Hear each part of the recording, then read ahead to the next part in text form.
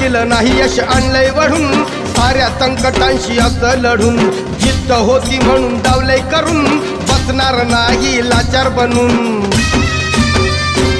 येत नव्हतं चाला या चढावरून